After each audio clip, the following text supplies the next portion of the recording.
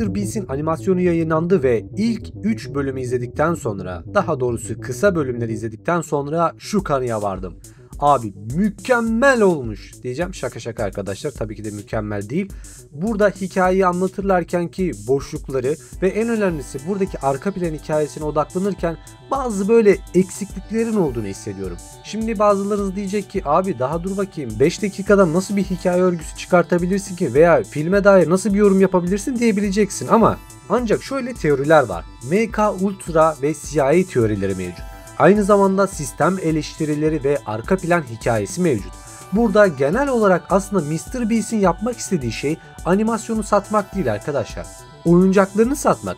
Tıpkı Digital Circus veya Murder Drones videolarındaki, yani Glitch'in yaptığı gibi o animasyonu değil arkadaşlar. Oyuncaklarını satmak istiyor ve şöyle bir şey var.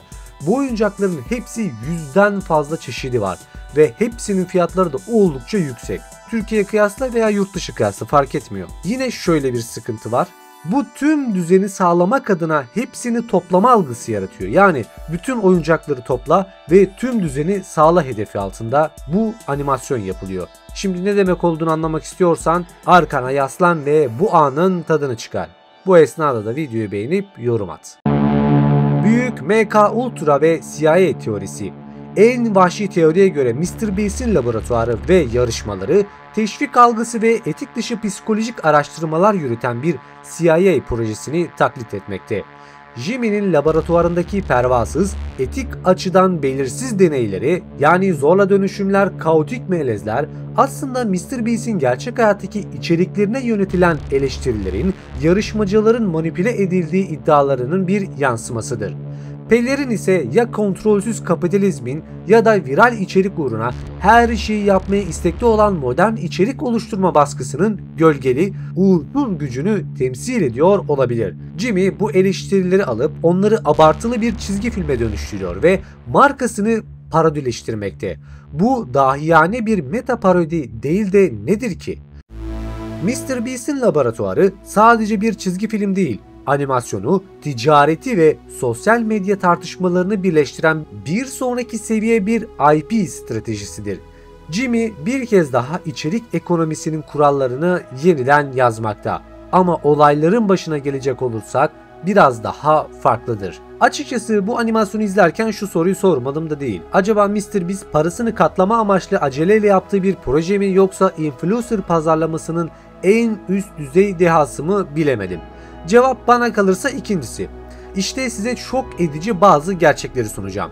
Bu animasyon serisi oyuncaklardan sonra yapılmıştır. Yani Jimmy ilk önce koleksiyon figürlerini çıkartmıştır. Sonra o figürlerin evrenini meşrulaştırabilmek için büyük bir mağaza ve stüdyo açmıştır. Ve bunu anime esintili bir şov yaratarak yapmıştır. Animasyon kalitesine bir bakın. Detaylar, renkler, aksiyon ritmi şahsen gerçekten çok güzel ve sanki her bir karesi böyle ekran görüntüsü alınabilecek kıvamda. Ama bana kalırsa tamamıyla yaptıkları şey oyuncakları pazarlamak.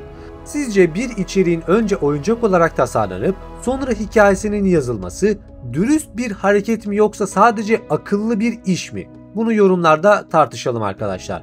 Ve şimdi gelelim evrenin temellerini ve MrBeast'in ne kadar tehlikede olduğuna bir bakalım. İlk bölümün incelemesi ise yardım olarak geçer ve 1 dakika 43 saniye sürüyor. Risk seviyesini anında yüze çıkartmakta.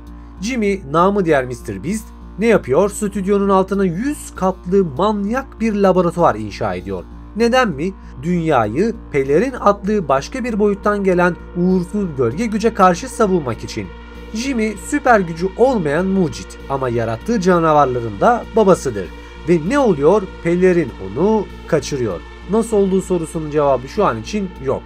Jimmy birdenbire Elrain'e dönüşüyor. Kurtarılması gereken ana hedef haline geliyor ve komik yardımcısı Savaşçı Ruh'la bu durumu üstlenmek zorunda kalıyor.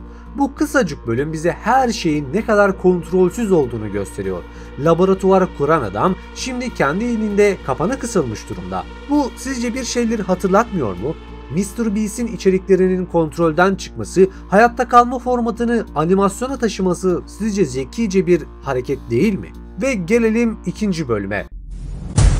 İşte asıl karmaşanın başladığı yer bölüm 2. Örümcek bacaklı bir goril. Bölüm Panter'in bir savaştan yaralı çıkmasıyla başlıyor. Laboratuvarın sürekli kaos içinde olduğunu anlamaktayız. Ardından yeni bir yaratık yaratma denemesiyle ortaya çıkan bir goril geliyor. Ancak asıl olay gorilin bacaklarının kaybetmesiyle başlamakta. Yeni bacaklarını geri almaya çalışırken Banana'nın yardımıyla yapılan modifikasyon girişimi ters gidiyor ve goril istediği türü belirtmediği için kendisine metalik örümcek bacakları takılıyor.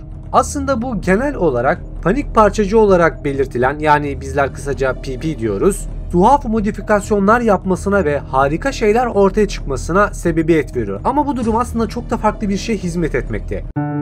Özellikle bu bölüm animasyonun ticari ruhunu en iyi açıklayan şey. MrBeast laboratuvar oyuncakları bileşenleri karıştırıp çalkaladığınızda rastgele bir melez canavar ortaya çıkarmanızı gerektirmekte. Hikaye tam olarak bu rastgeleliği meşrulaştırıyor.